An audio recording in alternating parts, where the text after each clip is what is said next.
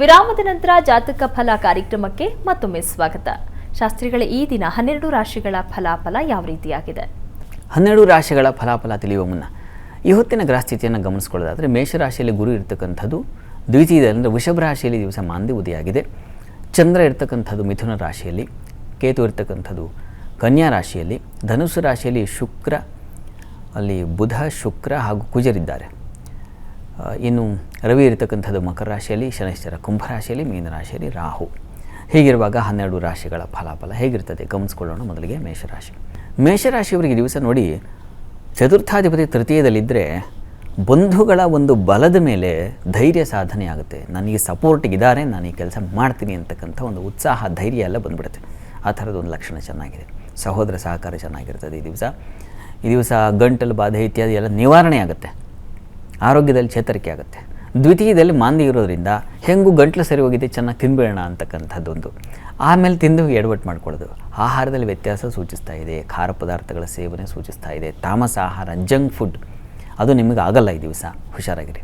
ಮತ್ತು ಹಣಕಾಸು, ಬ್ಯಾಂಕ್ಗಳಲ್ಲಿ ಕೆಲಸ ಮಾಡೋರು, ಇತರೆ ಕೆಲಸ, ಒಟ್ಟು ಹಣ ಅನ್ನೋದು ಎಲ್ಲಿಲ್ಲ, ಎಲ್ಲ ಕಡೆ ಹರಡಿದೆ ಅದು. ಹೀಗಾಗಿ ಹಣಕಾಸಿನ ವ್ಯವಹಾರಗಳಲ್ಲಿ ಹುಷಾರಾಗಿರಿ. ಮತ್ತು ವೃತ್ತಿಯಲ್ಲಿ ಎಲ್ಲ ತುಂಬ ಚೆನ್ನಾಗಿದೆ, ಆತಂಕ ಬೇಡ. ಹಣದ ವಿಚಾರವಾಗಿ ನೀವು ಈ ದಿವಸ ಮಹಾಲಕ್ಷ್ಮಿ ಸನ್ನಿಧಾನದಲ್ಲಿ ಒಂದು ವಿಶೇಷ ಪೂಜೆ ನೆರವೇರಿಸಿ ಅನುಕೂಲ ಆಗುತ್ತೆ. ಇನ್ನು ವೃಷಭ ರಾಶಿಯವರಿಗೆ ದಿವಸ ಚಂದ್ರ ಚೆನ್ನಾಗಿದ್ದಾನೆ. ಈ ಕಾರಣದಿಂದ ಮಾತು, ಆತ ಪ್ರಾಜ್ಞಶ್ಚ ಶಶಿ ಮೃದುವಾಕ್ ಶುಭದೃಕ್ ಅಂತಿದೆ. ಹೀಗಾಗಿ ಮೃದು ಮಾತನಾಡಿ ಮೃದು ನೋಟದಿಂದ ಕಾರ್ಯ ಸಾಧನೆ ಮಾಡ್ತಕ್ಕಂಥದ್ದು. ಸ್ತ್ರೀಯರಿಗೆ ಹೆಚ್ಚಿನ ಬಲ, ಕುಟುಂಬದಲ್ಲಿ ಸ್ತ್ರೀಯರಿಗೆ ಬಲ, ಸಹೋದರ ಸಹಕಾರ ಚೆನ್ನಾಗಿರ್ತದೆ. ಈ ದಿವಸ ಹಣಕಾಸಿನ ಬಲ ಇರ್ತದೆ, ಚೆನ್ನಾಗಿದೆ. ಆರೋಗ್ಯ ಸ್ವಲ್ಪ ವ್ಯತ್ಯಾಸ ಆಗಬಹುದು, ಸ್ವಲ್ಪ ಹುಷಾರಾಗಿರಿ. ಕೆಲಸ ಅನುಕೂಲ ತುಂಬ ಚೆನ್ನಾಗಿದೆ. ತಂದೆ ಮಕ್ಕಳಲ್ಲಿ ಸಣ್ಣ ಪುಟ್ಟ ಭಿನ್ನಾಭಿಪ್ರಾಯಗಳು ಸೂಚಿಸ್ತಾ ಇದೆ. 2 ವಿಚಾರದಲ್ಲಿ ಹುಷಾರಾಗಿರಬೇಕು. ಈ ದಿವಸ ಆರೋಗ್ಯ ದೃಷ್ಟಿಯಿಂದ ದುರ್ಗಾ ಕವಚ ಕೇಳಿಸ್ಕೊಳ್ಳಿ. ಇನ್ನು ಮಿಥುನ ರಾಶಿಯವರಿಗೆ ಹಣದ ಅಧಿಪತಿ ಜನ್ಮಕ್ಕೆ ಬಂದಾಗ ಧನವಾನ್ ಅಂತ ಹೇಳುತ್ತೆ. ಹೀಗಾಗಿ ಹಣಕಾಸಿನ ಸಮೃದ್ಧತೆ ಇರ್ತದೆ, ಮಾತಿನ ಸಮೃದ್ಧತೆ ಕೂಡ ಇರ್ತದೆ. ವಿದ್ಯಾರ್ಥಿಗಳಿಗೆ ತುಂಬ ಚೆನ್ನಾಗಿರ್ತದೆ. ಈ ದಿವಸ ನಿಮಗೆ ನೋಡಿ, ನಿಮ್ಮ ದೇಹ ಬಲ ಚೆನ್ನಾಗಿರ್ತದೆ, ಆರೋಗ್ಯ ಬಲ ಚೆನ್ನಾಗಿರ್ತದೆ. ಯಾಕೆಂದರೆ ಬುಧನ ದೃಷ್ಟಿಯೂ ಇದೆ. ಈ ಕಾರಣದಿಂದ ತುಂಬ ಚೆನ್ನಾಗಿದೆ. ಲಾಭದಲ್ಲಿ ಗುರುವಿದ್ದಾನೆ, ಹೀಗಾಗಿ ಲಾಭ ಬರ್ತದೆ. ವ್ಯಾಪಾರಿಗಳಿಗೆ ಹೆಚ್ಚಿನ ಪಾಲು ಚೆನ್ನಾಗಿದೆ. ಸ್ವಲ್ಪ ಕಾಲಿನ ಬಾಧೆ ಸೂಚಿಸ್ತಾ ಇದೆ. ಈ ಕಾರಣದಿಂದ ಸ್ವಲ್ಪ ಹುಷಾರಾಗಿ ಓಡಾಡಿ, ವಿಷ್ಣು ಸಹಸ್ರನಾಮ ಹೇಳ್ಕೊಳ್ಳಿ.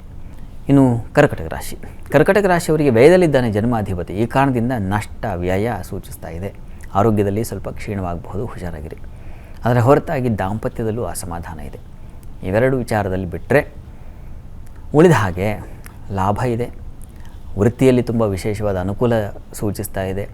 ಮಾನ್ಯತೆ ಸಿಗುತ್ತೆ, ನಿಮ್ಮ ಪ್ರಶಂಸೆ ಸಿಗುತ್ತೆ ನಿಮ್ಮ ಕೆಲಸಕ್ಕೆ. ಇದೆಲ್ಲ ತುಂಬ ಚೆನ್ನಾಗಿದೆ. ಪ್ರಾರ್ಥನೆಗೆ ದಿವಸ ಶಿವಶಕ್ತಿಯರ ಆರಾಧನೆ, ಪ್ರದೋಷ ಪೂಜೆಯಲ್ಲಿ ಪಾಲ್ಗೊಳ್ಳಿ, ತುಂಬ ಅನುಕೂಲ ಆಗುತ್ತೆ.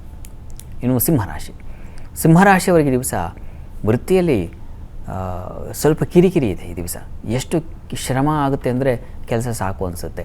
ಆ ರೀತಿಯ ಒಂದು ಶ್ರಮ ಇದೆ. ವಿಘ್ನಗಳು ಇದೆ. ಕೆಲಸ ಮಾಡೋಣ ಅಂದರೆ ಅದಕ್ಕೆ ತೊಡಕುಗಳು, 108 ವಿಘ್ನ ಅಂತೀವಲ್ಲ ಹಾಗೆ. ಶ್ರೇಯಾಂಸಿ ಬಹು ವಿಘ್ನಾನಿ ಅಂತ. ಒಳ್ಳೆಯ ಕೆಲಸ ಮಾಡಬೇಕಾದ್ರೆ 108 ವಿಘ್ನ ಬರುತ್ತೆ, ದಾಟಬೇಕು ಅದನ್ನು. ಅದಕ್ಕೆ ನೀವು ಮಹಾಲಕ್ಷ್ಮಿ ಪ್ರಾರ್ಥನೆ ಮಾಡ್ಕೋಬೇಕು, ಅನುಕೂಲ ಆಗುತ್ತೆ. ಉಳಿದ ಹಾಗೆ ವ್ಯಾಪಾರಿಗಳಿಗೆ ಚೆನ್ನಾಗಿದೆ. ಈ ಹಾಲು ಹೈನು ವ್ಯಾಪಾರಿಗಳಿಗೆ, ಈ ನೀರಿನ ವ್ಯಾಪಾರಿಗಳಿಗೆ, ಇದೆಲ್ಲ ಧಾನ್ಯ ವ್ಯಾಪಾರಿಗಳಿಗೆ, ಕೃಷಿಕರಿಗೆ ಉತ್ಕೃಷ್ಟವಾಗಿದೆ, ಆತಂಕ ಬೇಡ. ಪ್ರಾರ್ಥನೆಗೆ ದಿವಸ ಆಗಲೇ ಹೇಳಿದ ಹಾಗೆ ಮಹಾಲಕ್ಷ್ಮಿ ಪ್ರಾರ್ಥನೆ ಮಾಡಿ. ಇನ್ನು ಕನ್ಯಾ ರಾಶಿಯವರಿಗೆ ವೃತ್ತಿಯಲ್ಲಿ ತುಂಬ ಚೆನ್ನಾಗಿದೆ. ದಿವಸ ಕಾರ್ಯ ಸಾಧನೆ ಆಗುತ್ತೆ. ಲಾಭಾಧಿಪತಿ ಕರ್ಮಸ್ಥಾನದಲ್ಲಿದ್ದರೆ ಈ ಸಣ್ಣ ಕೆಲಸವೂ ಲಾಭದಾಯಕವಾಗಿರುತ್ತೆ. ಈ ದಿವಸ ಒಂದು ಸಣ್ಣ ಮಟ್ಟದ ಕೆಲಸ ಮಾಡ್ಕೊಂಬಂದೆ. ಕೆಲವೊಮ್ಮೆ ಕಾರ್ಪೆಂಟ್ರ್ಗಳಿಗೆ ಅಥವಾ ಸಣ್ಣ ಪೂಜೆ ಅರ್ಚಕರಿಗೆ, ಎಲ್ಲ ಥರದಲ್ಲೂ ಎಲ್ಲ ಕ್ಷೇತ್ರದಲ್ಲೂ ಅಂಥದ್ದೊಂದು ಕೆಲಸ ಇರ್ತದೆ. ಒಂದು ಸಣ್ಣ ಕೆಲಸ ಮಾಡಿಕೊಟ್ರೆ ಒಂದು ಒಳ್ಳೆಯ ವಿಶೇಷ ಲಾಭ ಸಿಗ್ತಕ್ಕಂಥದ್ದು, ಅಂಥದ್ದೊಂದು ಲಕ್ಷಣ ಚೆನ್ನಾಗಿದೆ. ದಿವಸ ಕೃಷಿಕರಿಗೆ ತುಂಬ ಚೆನ್ನಾಗಿದೆ. ನೀರಿನ ಸೋರ್ಸಲ್ಲಿ ಕೆಲಸ ಮಾಡೋರಿಗೆ ತುಂಬ ಚೆನ್ನಾಗಿದೆ. ಬಂಧುಗಳ ಸಹಕಾರ ಚೆನ್ನಾಗಿರ್ತದೆ. ಹೆಚ್ಚಿನ ತೊಡಕಿಲ್ಲ. ತಂದೆ ಮಕ್ಕಳಲ್ಲಿ ಸ್ವಲ್ಪ ಭಿನ್ನಾಭಿಪ್ರಾಯ ಇರೋ ಕಾರಣ ಈಶ್ವರನ ಪ್ರಾರ್ಥನೆ ಮಾಡಿ. ಸರಿ ಶಾಸ್ತ್ರಿಗಳೇ, ಇನ್ನುಳಿದ ರಾಶಿಗಳ ಬಗ್ಗೆ ಮಾಹಿತಿಯನ್ನು ಕೇಳಿ ಪಡೆದುಕೊಳ್ತೀನಿ. ವೀಕ್ಷಕರೇ, ಇನ್ನುಳಿದ ರಾಶಿಗಳ ಫಲಾಫಲ ವಿರಾಮದ ನಂತರ.